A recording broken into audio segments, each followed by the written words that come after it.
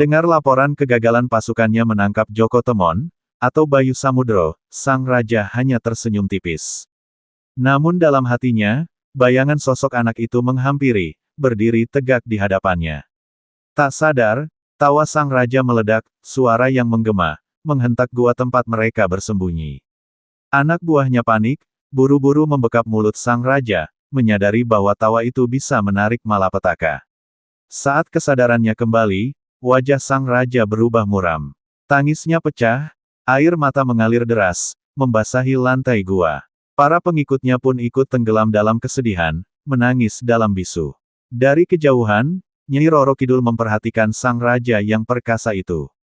Dengan senyum tipis, ia menyaksikan sisi rapuh sang penguasa yang agung, terombang-ambing di tengah badai emosi. Kenapa harus begini? Kenapa ketawaku membuat bencana? Kenapa kalau aku ketawa semuanya jadi bergetar? Kenapa kakiku? Haruskah terjadi gempa bila aku hentakkan kakiku ke bumi? Alangkah malangnya nasibku si Kobarung. Alangkah malangnya.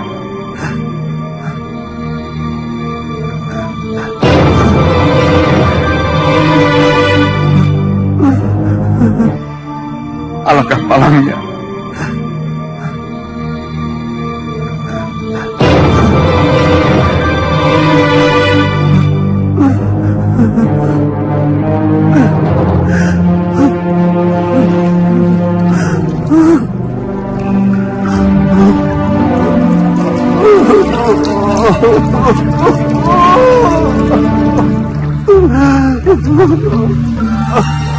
Yang mulia, jangan menangis yang mulia. Kami tidak ingin istana ini banjir. Jadi aku harus bagaimana? Hah?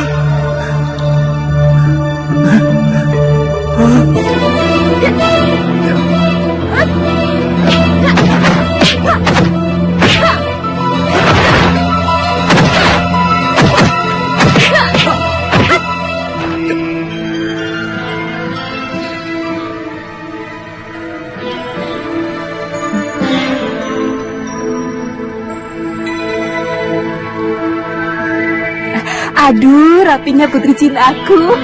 Cepat nyusul ya.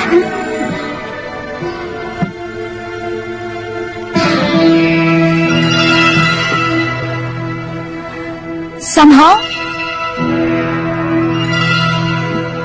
Mereka di mana ya?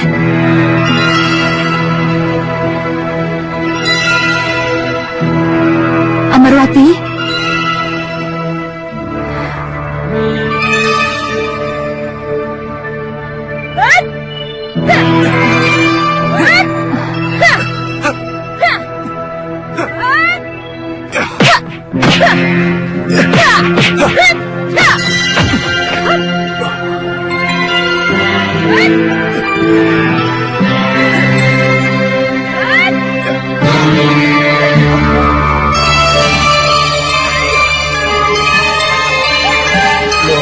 Katanya sudah ada tehnya.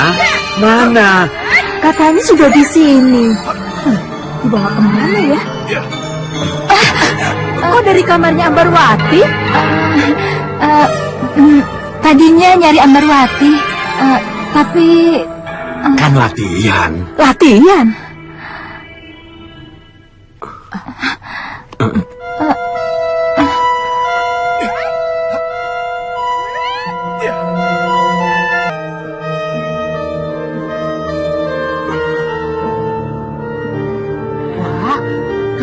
melihatnya dari sini, ya bisa salah paham. Mesra sekali ya.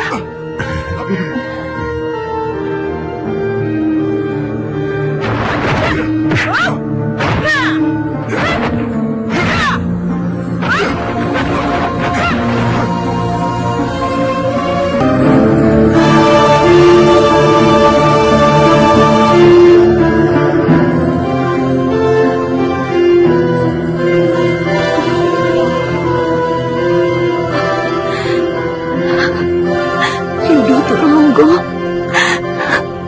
Kakang Yudo Turonggo. Di mana kamu? Di mana kamu, Kakang? Haruskah rasa sepi ini? Di sudut lain, pemilik rumah yang menolong Ambarwati tengah menyiapkan teh hangat untuk dirinya dan sang suami. Saat ia mencari keberadaan suaminya, matanya disambut pemandangan tak terduga. Di halaman, suaminya sedang berlatih silat bersama Ambarwati. Gerakan mereka selaras, seperti ada kedekatan yang tak terucap di antara mereka. Jantungnya berdegup kencang, perasaan cemburu mulai mengusik. Meski bibirnya tersenyum, hatinya mulai diliputi gelisah. Kang, haruskah?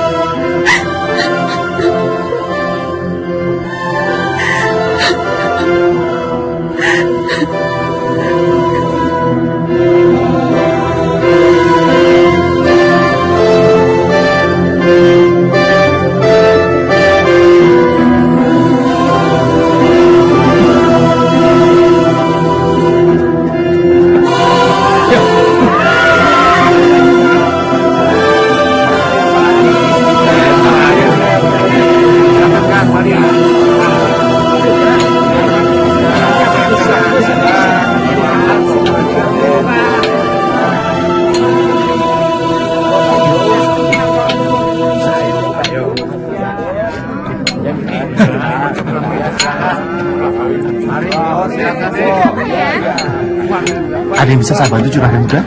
Tapal kudanya, Pak. Oh, iya, iya, iya.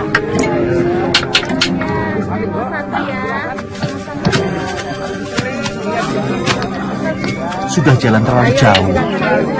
Jalan kemana saja Juragan Muda? Ayo, silakan. Maaf, apa di sini tidak mendengar soal ribut-ribut Putri Ambarwati, Pak? Tidak dengar atau tidak tahu, Pak? Dengar, tahu, tapi kenapa? bagaimana ya?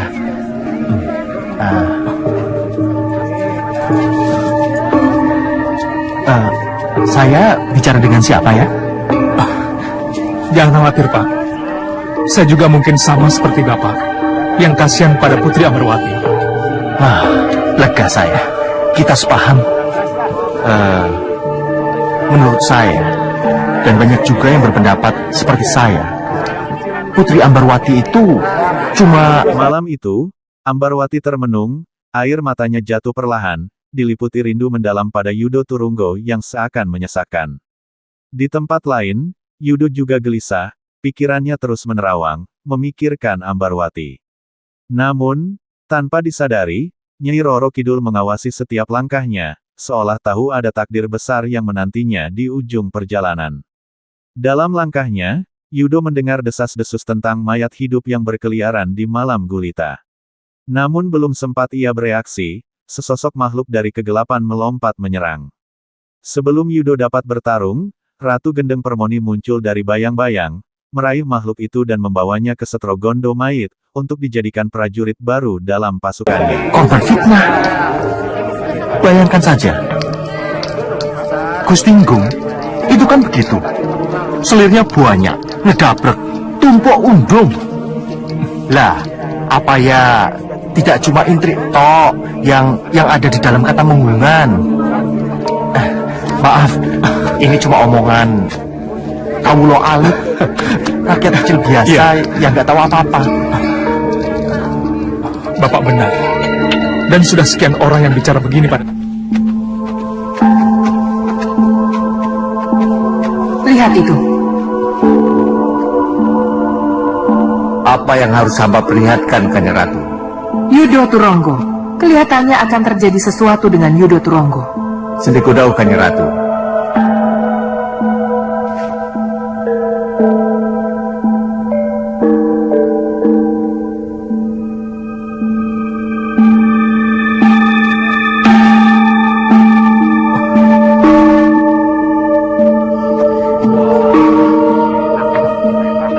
Monggo, Den.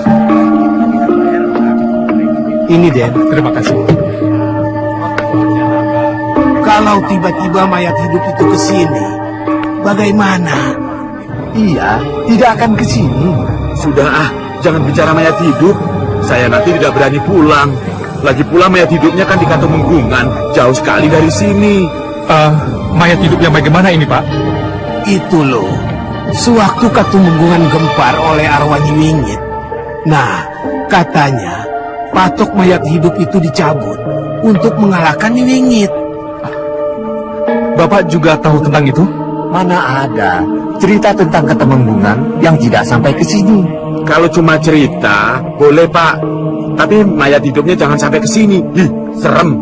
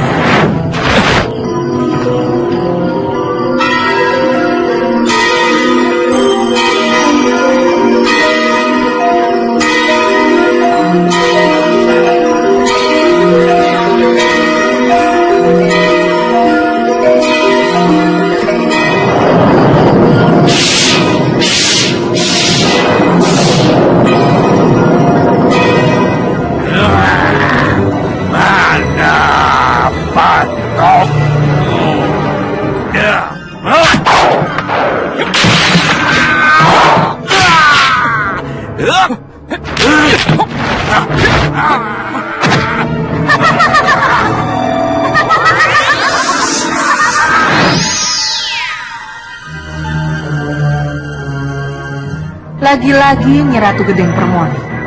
Apa yang akan dia lakukan dengan jasad Bergowo? Mau dibawa kemana? Haruskah hamba mengejarnya, Kanjeng Ratu? Bukan kamu yang harus mengejar Cendromani. Kalau begitu, biar saya yang mengejar Kanjeng Ratu. Tidak, Tapak Bento. Aku tidak ingin ada perkelahian antara kamu dengan Ratu Gedeng Permoni. Aku hanya ingin melihat apa yang Gedeng Permoni lakukan dengan jasad Bergowo tersebut. Jadi, siapa yang Kanjeng Ratu utus? Koco Benggolo. Kasinggihan dawuh Kanjeng Ratu. Ojo wedi kangelan. Kejar Ratu Gedeng Permoni. Aku ingin lihat apa yang akan dia lakukan dengan jasad yang dibawanya itu. Sendiko dawuh Kanjeng Ratu.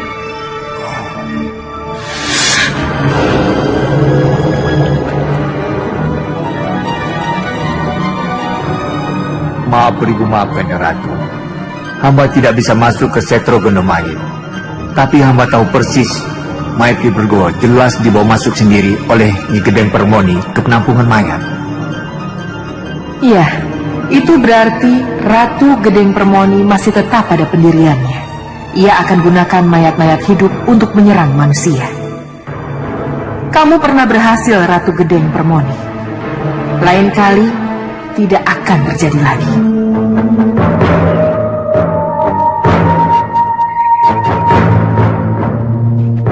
Pagi sekali ibu memanggil saya. Ada apa, Bu?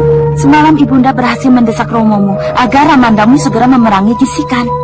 Apa Romo Tumenggung setuju? Ya, Lalu apa rencana Romo selanjutnya? ini yang ibu kurang setuju. Apa itu, Bu? Nanda Raden yang akan diserai tugas. Ini sesuai dengan jabatan kepala keamanan yang Nanda Raden sandang.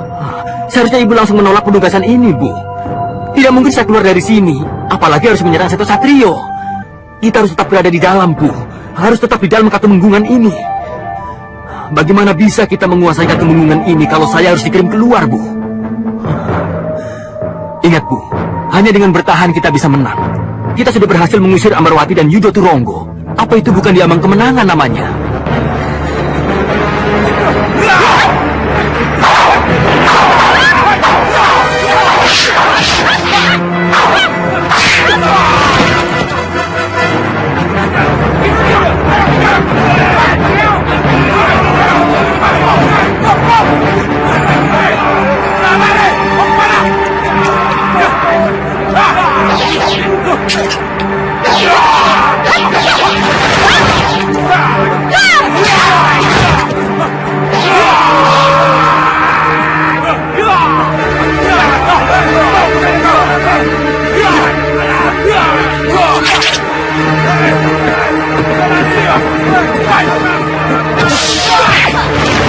Di Kaku Temenggungan, Sang Tumenggung memberikan perintah tegas pada putranya, kepala keamanan baru, untuk menggempur Gisikan. Namun putranya menolak dengan tenang. Ia menyatakan alasannya dengan bijak, bagaimana mungkin ia menyerang darah dagingnya sendiri, meski mereka terlahir dari rahim berbeda. Mendengar perkataan putranya, Tumenggung terdiam, hatinya terasa berat. Namun ia memahami dan memaafkan keputusan itu. Dari sudut ruangan, Raden Sombo menyaksikan peristiwa itu dengan senyum penuh arti. Tawa tertahan dalam hatinya, menikmati ketegangan yang kini seperti api kecil, menyebar diam-diam di antara mereka. Kalau begitu Nanda Raden sendirilah yang harus bicara pada Romo Tumenggung, agar penugasan itu dibatalkan. Jangan khawatir, Bu. Saya punya rencana untuk... Nanti dulu. Ini aneh. Ini luar biasa. Raden Sombo putraku sendiri menolak tugas kehormatan untuk memerangi Gisikan. Memerangi Seto Satrio yang balelo. Dan ini dinyatakan di depan pasowanan. Di depan para sesepuh, Demang dan pejabat Katumenggungan. Sombo, coba jelaskan apa alasannya. Saya menolak, karena antara saya dengan Rai Seto Satrio adalah saudara Romo. Apa kata orang nanti kalau antara dua saudara saling berhadapan, saling berperang? Apa ini bukan seperti dua anjing berebut tulang, Romo? Ini akan terlihat kurang bijaksana, dan akan mencemarkan nama Romo Tumenggung sendiri. Apa kamu punya saran? Romo Tumenggung, ini sebetulnya hanyalah masalah antara bapak dan anak. Antara pribadi Romo Tumenggung dengan Seto Satrio. Apa tidak lebih baik kalau Romo Tumenggung sendiri yang datang ke Gisikan untuk menegur? Dan kalau memang terpaksa, ia harus bertindak untuk menghajar seorang putra yang kurang ajar. Saya rasa ini akan sangat wajar dan lumrah, Romo. Kehadiran Romo Tumenggung ke Gisikan untuk menjemput putra yang balelo. Dan mungkin harus terpaksa menghajar kalau memang dirasa perlu. Saya kira akan mempunyai nilai tersendiri di berbagai kalangan dan rakyat. Romo akan dinilai mampu berbuat adil, sekalipun yang harus dihadapi adalah putranya sendiri. Baik. Seharusnya aku marah besar padamu, karena kamu berani menolak tugas. Tapi karena terselip kebenaran dalam saranmu, maka aku bisa menerima. Aku sendiri yang akan ke Gisikan. Akan kujemput Seto Satrio. Kalau dia berani menolak, akan kuhajar dia.